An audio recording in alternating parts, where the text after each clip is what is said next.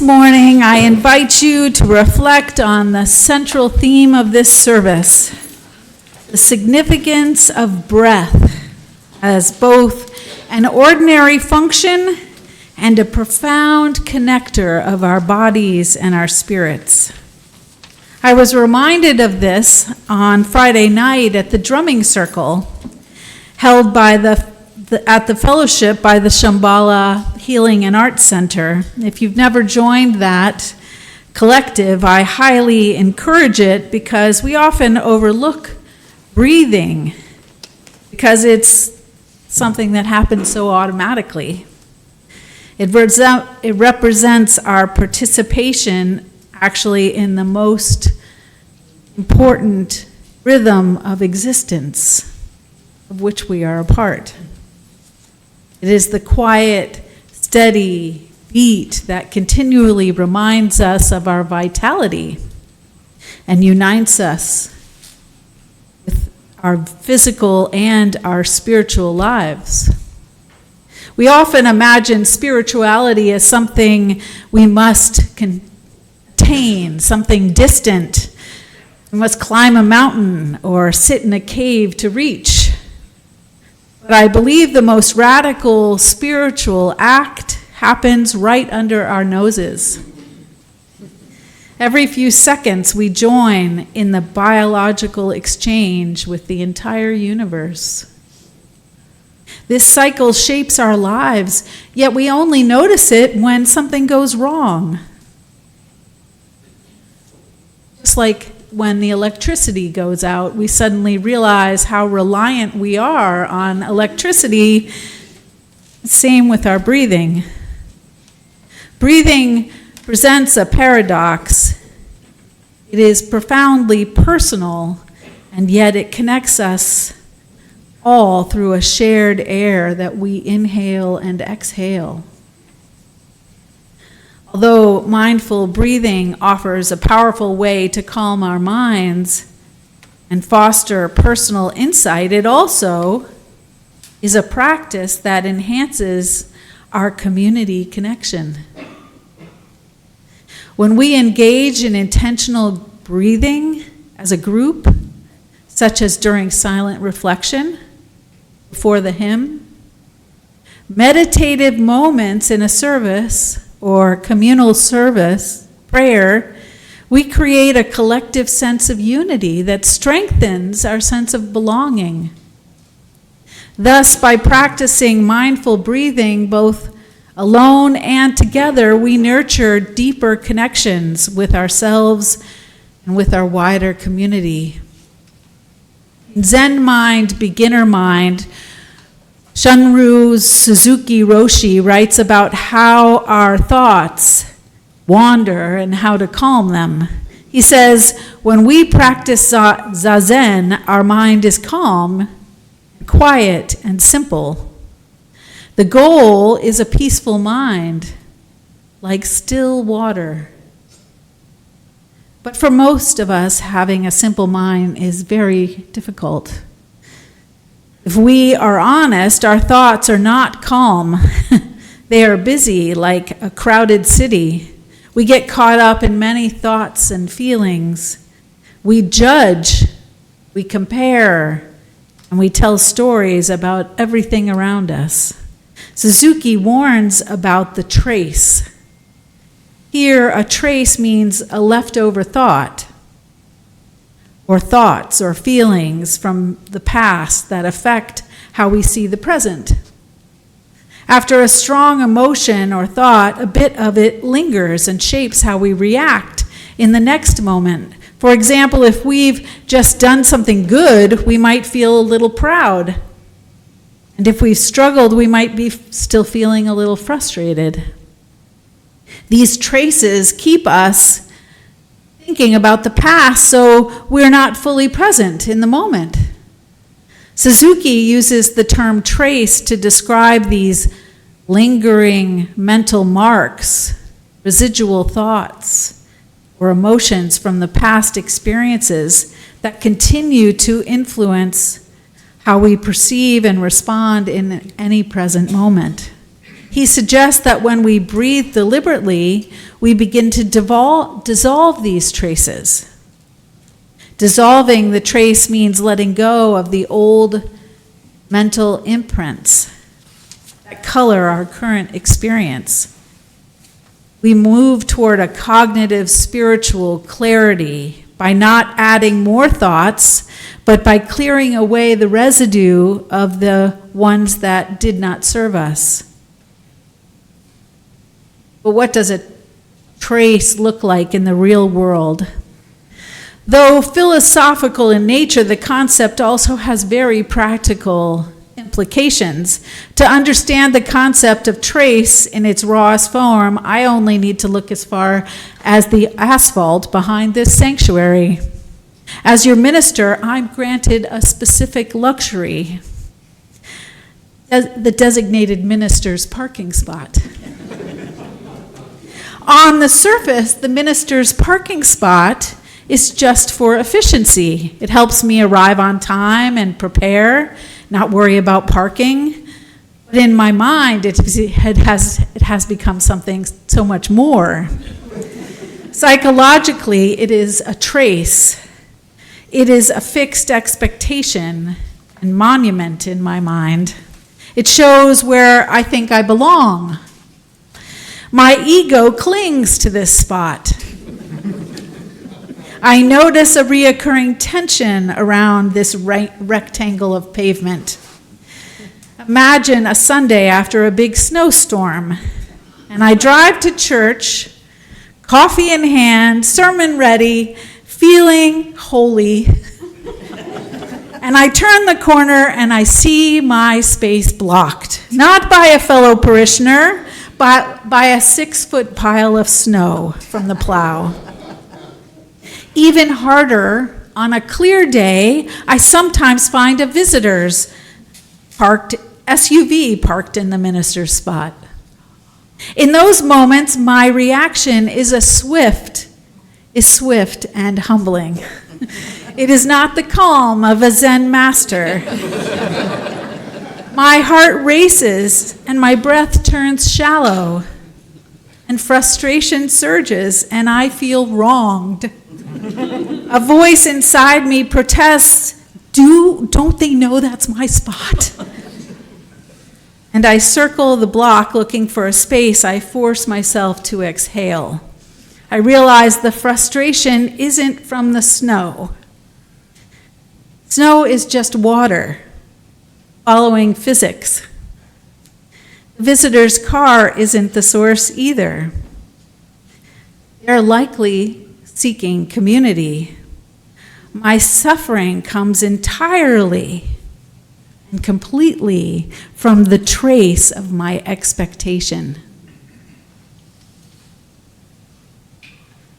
I should add here that when I was a teacher, I had this petty tyrant.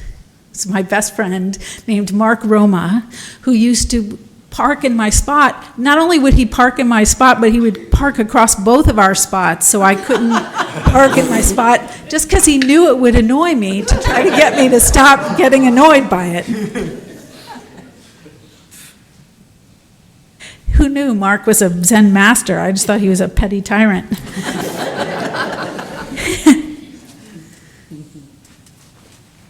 The problem is that my mind expected the parking spot before I arrived. When my expectation didn't match my reality, I felt upset.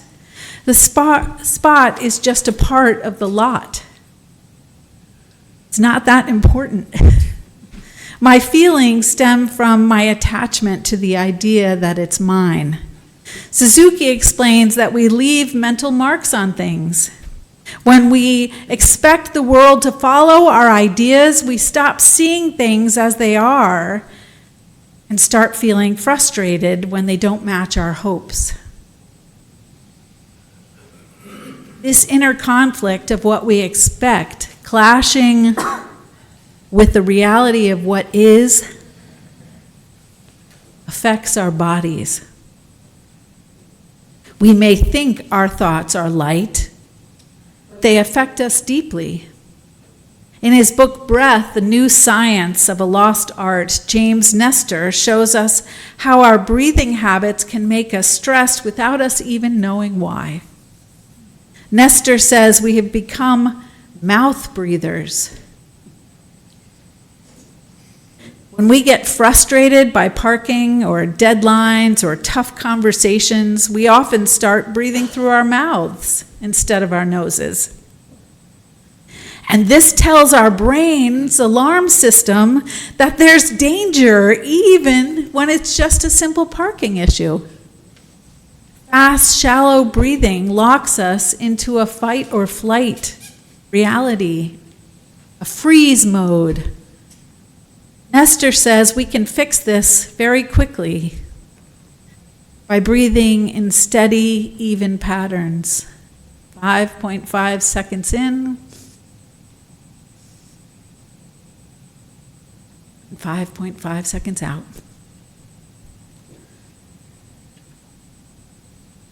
This is not just a health trick. It helps us feel whole. By using our diaphragm, we help our bodies move from stress to calm. We can control how calm or stressed we feel with our breath, but we often forget to do so. When I lose my parking spot and I get upset, my body is stuck in a sort of trance. By breathing slowly through my nose and letting go of my inner complaints, I regain control. I remember that a gentle breath helps me calm my very loud ego. I can calm myself and I can return to work. Thich Nhat Hanh brought science and gentleness together with mouth yoga. It sounds light, but it works. He suggested in a simple mantra, breathing in, I calm my body and mind, and breathing out, I smile. This smiling is not a toxic positivity. We are not pasting a grin over grief or pretending that injustice doesn't exist. So many things we think of as injustices are minor blips. Rather, Thich Nhat Hanh is speaking of a physiological release. When we smile gently, we release the tension held in our facial muscles, the eyes, the forehead, and it signals to our nervous system that we are safe. It declares that despite the global chaos and setbacks of any kind, we are where we need to be. It affirms, all shall be well, all manner of things shall be exceedingly well. This breathing turns chores and traffic and ministry frustrations into sacred ritual. The bell of mindfulness rings inside our chest when we return to our breath and we stop letting our thoughts control us, instead shape our own peace. But breathing through setbacks is only half of the task. We must breathe through our wins too. This circles back to Suzuki's and the trace of achievement. In our world, including social justice work, we love making a mark. We want our legacies, we want credit, and our names on a plaque. But holding on to our achievements makes us inflexible. We burn out when we compare real recognition to our ideal. I confess to you that I have a very bad habit of being attached to my own attachments and accomplishments. This is a sticky kind of ego clinging. I want people to notice my ideas and my efforts. When they don't notice it on their own, I often orchestrate it. I show them my redecorated office and I say, "Isn't this great?" Or if I'm cooking dinner, I say, "Doesn't this taste great?" I am prompting the response I'm looking for. I'm fishing for the trace that I want. This is all well and good for temporarily feeding my ego, but it rarely, if ever, yields the authentic connection that I actually crave.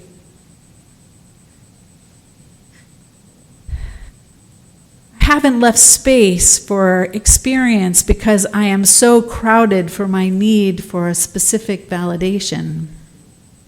The ego's request for a specific response actually blocks an authentic reaction. If I remember to breathe before asking, I can inhale my anxiety and I can say, exhale my sense of not being good enough. And I can say, what do you think of this meal? Or how does this room feel to you? Then I can be grateful for whatever comes, even if it isn't the one I scripted, because it's authentic and real. Breath creates a gap where truth can enter. This brings us to the theological heart of the matter. Why does this matter for us as a community beyond the lowering of our blood pressure? The answer lies in the way our breath connects us, and it heals and strengthens the bonds we share with each other. When we engage in mindful breathing together, we create an invisible thread that links our minds and hearts, releasing the traces of our individual egos and expectations and past hurts, and opens us up for an authentic relationship, deeper trust, and a mutual support.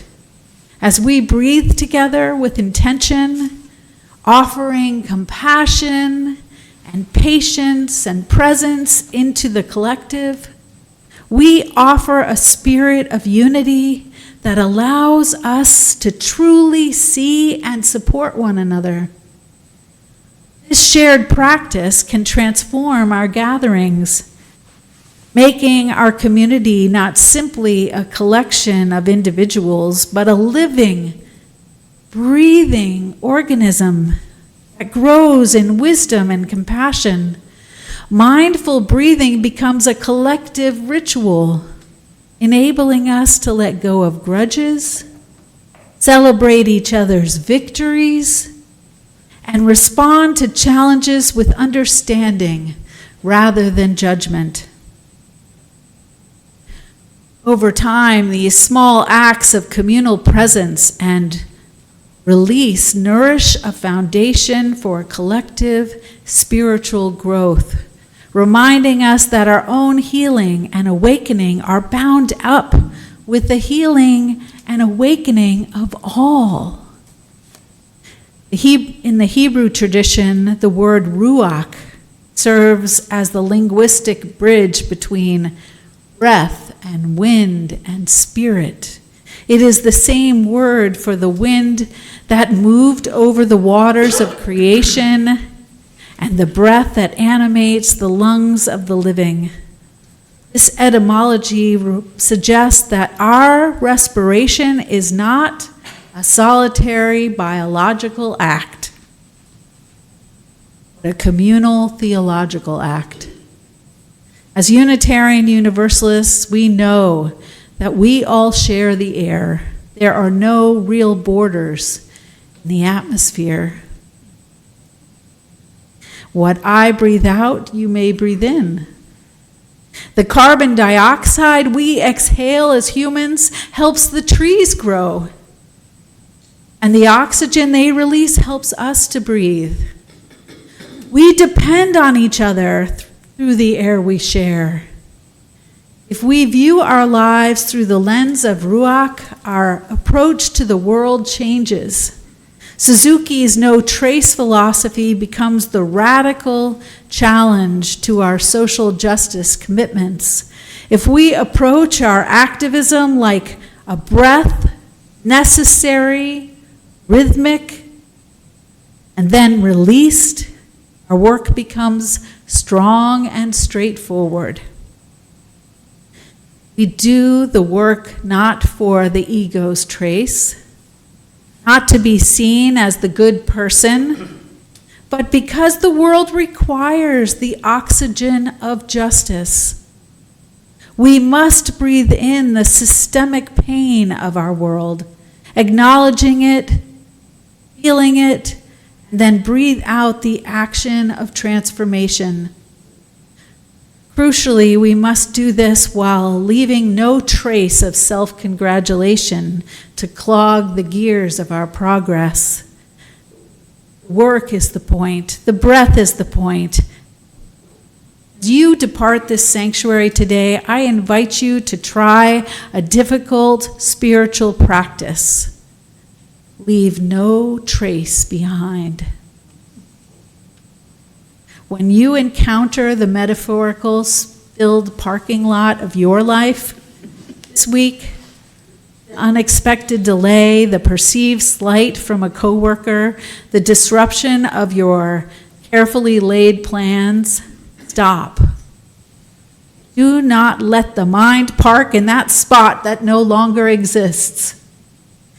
Close your mouth. Inhale through your nose for 5.5 seconds. Feel the ruach expand your spirit, filling your diaphragm, your chest, your back. Hold the moment of fullness and acknowledge the frustration without becoming the frustration. Then exhale for 6 seconds. Consciously releasing the expectation of how things should have been. Let the trace dissolve into the air. In that silence between breaths, in that 5.5 second rhythm, you will find a truth that the noisy world tries to hide from you. You will remember that you are not your job or your political party or what you do with your time. You are not your frustrations. You are not your entitlements or your parking spots. You are part of the pulse of all creation. You are part of the pulse of all creation. May we be the people of the breath. May we build a world where the deliciousness of clean air is a universal right. And may we live with the courage to leave no trace, save for the warmth of the love that we leave behind. I invite you now to sing with me our final hymn, Just as Long as I Have Breath, number 6 in your gray hymnal, number 6. Just as long as I have breath. Well, good morning, dear ones. Can you feel it too? We are the promised kiss of springtime. Oh, I have a memory poem today. It's called Trying to Catch a Breath. Who reminds the body to gather air in or when to release it? Taking this miracle for granted, I was clueless when I made fair weather friends with cigarettes. Those damnable death sticks that led my alveoli down the path to self-suffocation and intubation. Pneumonia medevaced me to Boston. I disappeared into a coma, holding me hostage with an x-ray showing lungs drowning like a polar bear in a whiteout. I nearly died is not a metaphor, but a mandated second chance. The divine had a hand in this, along with my angel friend who climbed up on my hospital bed, pled me back, blessed me with a desire to chase and catch the breath of life once again.